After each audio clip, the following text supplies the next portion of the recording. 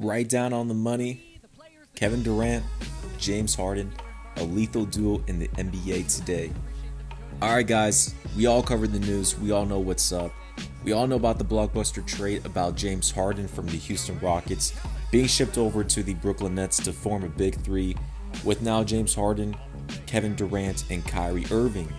But on the NBA season, when it came to their debut, Kyrie Irving has had his episodes and he wasn't not a part of the game that came across. So the Orlando Magic and the Brooklyn Nets faced off in the NBA game, and we finally got to see a dynamic duo of James Harden and Kevin Durant. I've stated this, guys, for the past month or so since there's been trade rumors of the Brooklyn Nets and the Houston Rockets possibly going back and forth together with the James Harden trade. I've always stated myself and expressed deeply that I would love to see just a dynamic duo of James Harden and Kevin Durant on the Nets, and the Nets will let go of Kyrie Irving for just some pieces that fit well. 3-and-D type players, some veterans, some shooters out there. For example, if you were to let go of Kyrie Irving and ship him off to the Clippers, let's just say, for example, the Nets bring him back in return Patrick Beverley, Serge Ibaka, Lou Will, Nicholas Batum, little pieces like that. I think that would fit very well, and the Nets could finally focus more on Kevin Durant and James Harden. Now, the big three will coexist. It's going to take some games to get used to, some sacrifice and role change, but I fully expect the Brooklyn Nets to keep those three players together as it is. And Kyrie Irving will pretty much jump back on the right mindset of being back with the Brooklyn Nets. But we finally got to see, and I've stated this over how I envision, but you guys finally got a visual of if it's just James Harden and Kevin Durant. Not a lot of NBA fans actually thought about this together. I've always stated this. James Harden could be your starting point guard, and then you can have an off-ball type player at your 2, and then Kevin Durant is at your 3, just doing his thing. James Harden loves the ball in his hands. He could be a full-time point guard, have the high ball usage as normal, and we've seen within this game, James Harden was in his bag. He felt comfortable. He felt that, he needs the ball in his hands. He needs a high ball usage. And this is something to where the Nets will guarantee to him. Kevin Durant played off the ball as usual. KD can still bring up the ball from time to time. And James Harden is cool with that. And we saw a dominant performance between this dynamic duo. James Harden finished off the game with 32 points, 14 assists, and 12 rebounds. A triple-double debut performance, one of the ages. And Kevin Durant finished off with 42 points, 5 assists, and 4 rebounds. Now, if you're just keeping James Harden and Kevin Durant, these are two of the greatest ISO scorers in the NBA today. They're the top two out there. James Harden can give you 40 points easy. Kevin Durant can give you 35 points a game easy. And with those two, their chemistry was on 100. Same thing within the Thunder. These two do not like to play in a team system. They prefer playing ISO basketball. And for them to be a dynamic duo, it matches up well perfectly within their roles and within their sacrifice. Because at the end of the day, James Harden is a point guard. He brings up the ball, he goes ISO, he kills it out there.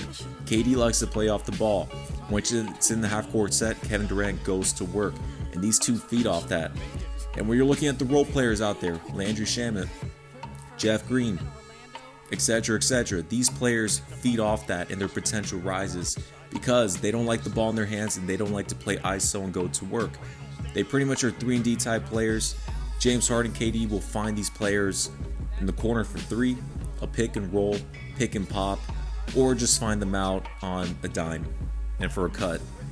This was a perfect dynamic duo. I really wish the Nets will keep it as it is with James Harden and KD. Let go of Kyrie. And Kyrie Irving comes back. This is really going to affect not more about Kevin Durant, but more about James Harden. Because James Harden's now going to play more off the ball. Kyrie's going to have to go more ISO. And Kyrie's somewhat inconsistent. Kyrie can give you 28 points one night, 33 the other night. And then the next night, probably around a 12-point performance. Maybe the next night he's rehabbing and he's going to have to sit out a game. Who knows about it? But when it comes to durability, playing out the stretch, KD and James Harden have always been pretty much consistent within their careers. Now, I'm not an advocate to pretty much ditch Kyrie Irving, but if you're the Nets, that's something you should really look into because James Harden and Kevin Durant alone, they can get you the finals. They can win you a championship, but This team together, they're still going to keep the three as I expect within the NBA. I doubt Kyrie Irving is going to retire or let alone throw any more mishaps of not playing any games. Kyrie Irving will be coming back. He is questionable about coming back against the Milwaukee Bucks, but besides that, they'll be fine with it. Electric performance by James Harden and Kevin Durant. There's still 3 open roster spots within the Brooklyn Nets. Let's see who they bring in. They really need another big out there because you can't rely on Jeff Green too much to play too many minutes at the 4 and then especially within the 5. Now, Jeff Green is an X factor within their team. He's a huge piece. He's a huge role player. If you're looking within the free agents and the landscape in the NBA, you may want to bring in Tyson Chandler on your team if you're the Brooklyn Nets. Taj Gibson did sign with the New York Knicks last season, so that's a tough stretch because Taj Gibson would have been a good fit within the Brooklyn Nets. You may want to bring in Jordan Bell if that's the case. I doubt Zach Randolph comes back from retirement, but he would have been a nice, gritty veteran presence if anything. And then more about the wings. You may want to bring in Iman Shumpert, Alan Crabb. I doubt they ever go with Isaiah Thomas. They really don't need him in that position. But you do have a wide spread. You can bring in Marco Bellinelli. The Brooklyn Nets are in a fine position. I really like about James Harden and Kevin Durant playing together. Let's see what happens when Kyrie comes back. Let me know what you guys think about those 3, because a lot of players and NBA fans pretty much have expressed deeply that the chemistry will be off because of those 3, especially with Kyrie Irving. But if it's just James Harden and Kevin Durant, they'll be killing it out there. They feed off each other. Their chemistry is on 100, and yeah, it's like that.